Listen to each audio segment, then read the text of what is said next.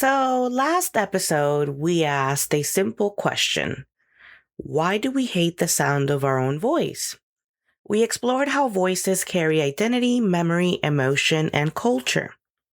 But today, I'd like to take that idea one step further. Because what if language doesn't begin when someone opens their mouth? What if we've been having conversations with the world long before anyone said a single word?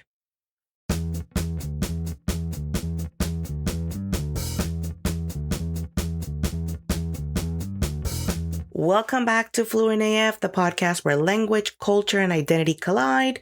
I'm Priscilla, your host, and today we're exploring the language of spaces, the language of color, the silent language that's been speaking to us all along.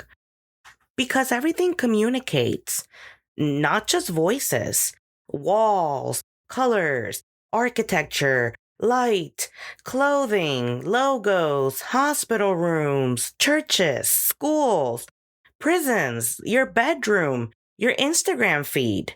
None of these are neutral. They're all telling us something. We don't merely see color, we interpret it. Think about the last time you walked into a church. Now think about walking into a casino, or a kindergarten, or an Apple store, or prison. You felt something before anyone spoke.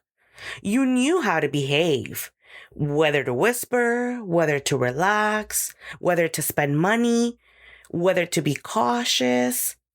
That's language. The space itself was communicating with you. Have you ever wondered why we associate certain emotions with certain colors? It's probably because colors helped us survive. Red was blood, fire, passion, danger, but also attraction, life itself.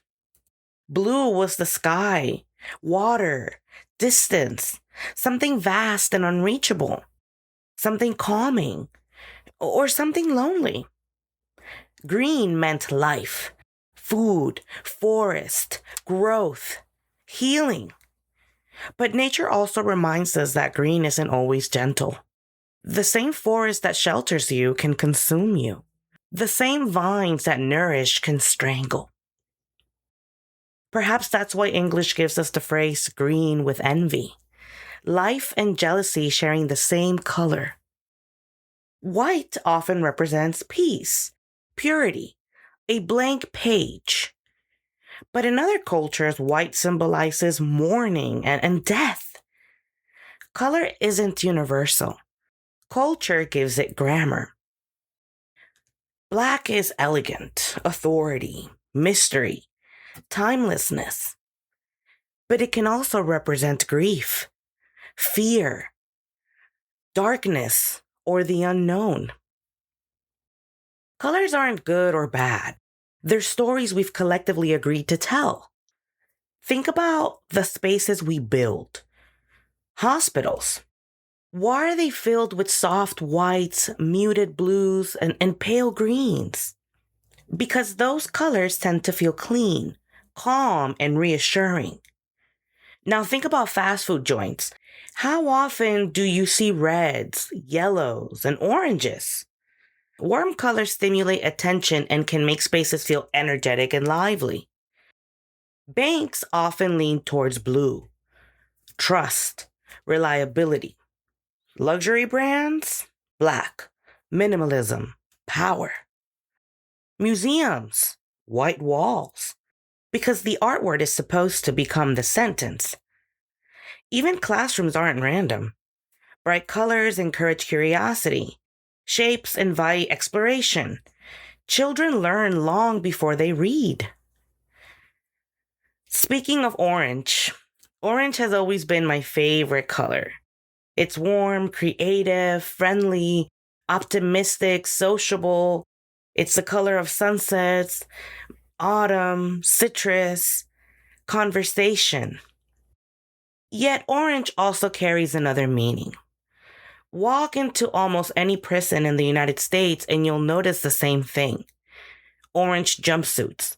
One color instantly communicates punishment, confinement, control. identity reduced to a uniform. The same color that reminds one person of warmth can remind another of incarceration. That's the power of context. Architecture also speaks. Have you ever stood inside a cathedral? The ceiling soar above you, massive columns surround you. You feel tiny. That's intentional. Architecture can make us feel humble. Government buildings often use stone, columns, symmetry. They communicate permanence, authority. Libraries speak differently. Wood, soft lights, quiet, knowledge. Every building has an accent. Nature has its own vocabulary. A forest can calm your nervous system. The ocean can make you feel infinite. Mountains inspire awe. But nature also destroys. Floods, wildfires, hurricanes, earthquakes. Mi corazón está con Venezuela. The language of nature isn't sentimental. It's honest. Green doesn't promise safety. It simply reminds us that life is powerful. We wear language every day. Why do judges wear black? Why do doctors wear white? Why do executives often wear navy? Why are brides in the Western world traditionally dressed in white? Uniforms communicate before introductions happen. Fashion has grammar. Dreams, even our dreams have color. Some people dream in vivid color. Others remember only shades of gray. What color is grief? What color is nostalgia? Can loneliness have a color? Can hope? Maybe emotions have palettes we've never fully learned to read. Language itself remembers color. We don't just describe colors, we think through them.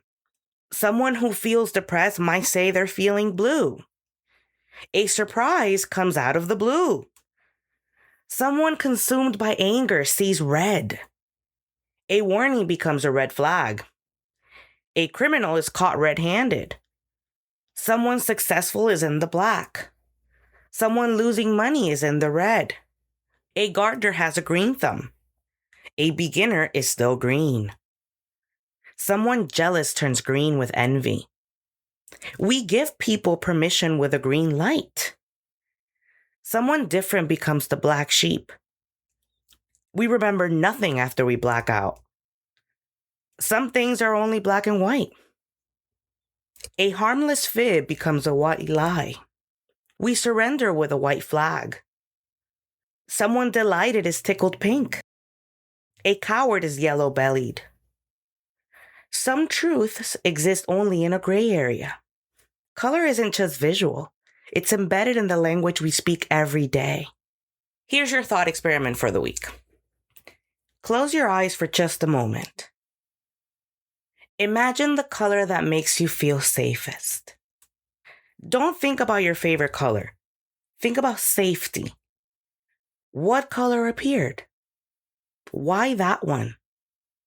Was it the color of your childhood bedroom? Your grandmother's kitchen? The ocean? The woods? Your school uniform? A blanket? The walls of your first home? What memories taught you that color meant comfort? Because somewhere else in the world may have chosen a completely different color. Not because they're wrong, but because they've lived a different story. We often think language begins when someone opens their mouth. But maybe language begins much earlier. Before we speak, we've already read the room. The colors, the light, the walls, the clothes, the distance between people, the silence. Every space tells us to behave long before anyone says a word. Maybe language isn't just something we hear. Maybe it's something we inhabit. And maybe we've been fluent AF in it our entire lives without even realizing it. Until next time, stay curious. Like, share, subscribe, follow on TikTok, Instagram, YouTube, all the platforms. Dale.